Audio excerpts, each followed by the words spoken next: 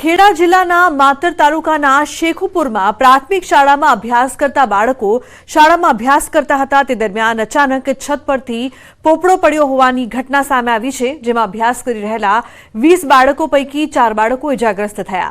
તેમને સારવાર અર્થે હોસ્પિટલ ખસેડવામાં આવ્યા છે. ઘટનાને લઈને હાજર વિદ્યાર્થીઓમાં નાસભાગ મચી જવા પામી હતી.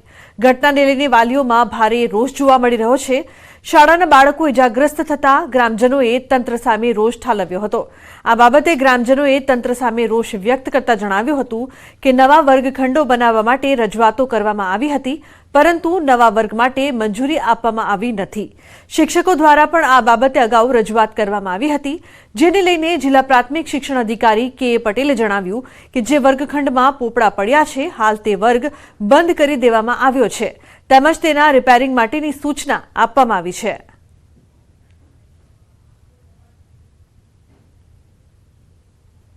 ખેડા જિલ્લામાં અગાઉ બ્રિજ તૂટવાની ઘટના બાદ વધુ એક ગતરોજ મોટી દુર્ઘટના ટળી છે. વાત કરવામાં આવે તો માતર તાલુકાના શેખુપુરા પ્રાથમિક શાળાની અંદર જે તમે દ્રશ્યો જોઈ રહ્યા છો, આ જ રૂમની અંદર બપોરના 4 વાગ્યાના સમારોહમાં બાળકો પોતાનો અભ્યાસ કરી રહ્યા હતા, બાલવાટિકાના બાળકો. તે દરમિયાન અચાનક આ જર્જરિત શાળાનો સ્લેબનો પોપડો પડતા 4 જેટલા બાળકો ઇજાગ્રસ્ત થયા હતા. સૌથી મહત્વની વાત કરવામાં આવે કે ઇજાગ્રસ્તની જાણ જેવી ગામજનો થતા તાત્કાલિક બાળકોને સારવાર માટે ખસેડવામાં આવ્યા હતા અને તેઓને સારવાર આપવામાં આવી હતી. શેખુપુર પ્રાથમિક શાળા છેલ્લા 22 વર્ષ પહેલા આવા મકાન બનાવવામાં આવ્યું હતું. અહીં આગળ 151 જેટલા વિદ્યાર્થીઓ અભ્યાસ કરે છે, પરંતુ ઓફિસમાં બેઠેલા અધિકારીઓની ઘોર બેદરકારીના કારણે ગત રોજ એક મોટી દુર્ઘટના ટળી હતી. હજુ પણ આ શાળા છે તે જર્જરિત છે. અન્ય રૂમની અંદર તમે જે પ્રકારે દ્રશ્યો જોઈ રહ્યા છો તે પ્રકારે તમામ જે પોપડા છે તે ક્યાંક ને ક્યાંક જર્જરિત અને ગમે ત્યારે પડી શકે છે. એટલે અહીંયા જે અભ્યાસ કરનાર બાળકો છે તેમના માથે મોત ભભમતું હોય તેવું શાળા હતી, પરંતુ અધિકારીઓ દ્વારા કોઈ પણ પ્રકારની કામગીરી કે કાર્યવાહી ન કરાતા આજે કાલે મોટી દુર્ઘટના અહીંયા ઘટી હતી. ગામના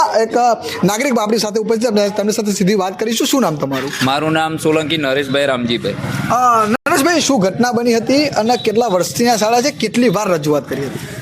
ઘટનામાં એવું છે કે અમે અહીંયા બાજુમાં બેઠેલા બાજુના મંદિરમાં, તો બધા બાળકો સ્કૂલમાંથી દોટાદોટ ગામ તરફ ભાગ્યા. એટલે અમે થયું કે શું થયું એમ બાળકોને અમે પૂછવા લાગ્યા, તો બાળકો કે સ્કૂલમાં કંઈ પડી ગયું એમ. એટલે અમે આવીને જોયું તો 3-4 બાળકોને વાગેલું હતું, તો 3 બાળકોને અમે સારવાર માટે હું જાતે જ લઈ જયો હતો. અને રજૂઆતની વાત આવે તો સરકારને 2019-20ના ઠરાવમાં અમે રજૂઆત કરેલી છે, મૌખિક રજૂઆત કરેલી છે, લેખિત રજૂઆત કરેલી છે. જૂના ધારાસભ્ય હતા એમને બી મૌખિક રજૂઆત કરેલી છે, પણ એ લોકો કંઈ પણ આગળ કાર્યવાહી કરતા નથી. એટલે ચોક્કસથી આજે ગામના ઉપસરપંચ નરેશભાઈ જણાવ્યું તે પ્રકારે સરકારના ઓફિસમાં બેઠેલા જે અધિકારીઓ છે તેમની ઘોર બેદરકારીના કારણે ગઈકાલે 4 જેટલા બાળકો ઇજાગ્રસ્ત થયા હતા. હવે જોવું રહ્યું છે કે આવનાર સમયની અંદર ખેડા જિલ્લામાં આવી જે જર્જરિત શાળાઓ છે તેને લઈને કેવા પ્રકારની કામગીરી કરવામાં આવે છે. ઉમંગ પટેલ, ન્યૂઝ 18 ગુજરાતી, શેખુપુર, ખેડા. 3 જ દિવસ થયા છે અને મારા જે જૂના આચાર્યો છે એમના દ્વારા એ રજૂઆત કરવામાં આવી છે. ગઈકાલે શું ઘટના બની હતી બેન? ગઈકાલે 4:20 જેવી થઈ હશે, જ્યારે અચાનક અહીંયા ધાબાને પડી ગયું છે. કેટલા બાળકો હતા? અભ્યાસ કેટલા બાળકો કરતા હતા? કેટલા બાળકોને વાગ્યું ને પછી આગળ શું કાર્યવાહી કરી? 29 બાળકો મારા ક્લાસમાં છે, પણ ગઈકાલે ફક્ત 20 જ બાળકો હતા, જેમાંથી 4 બાળકોને વાગ્યું છે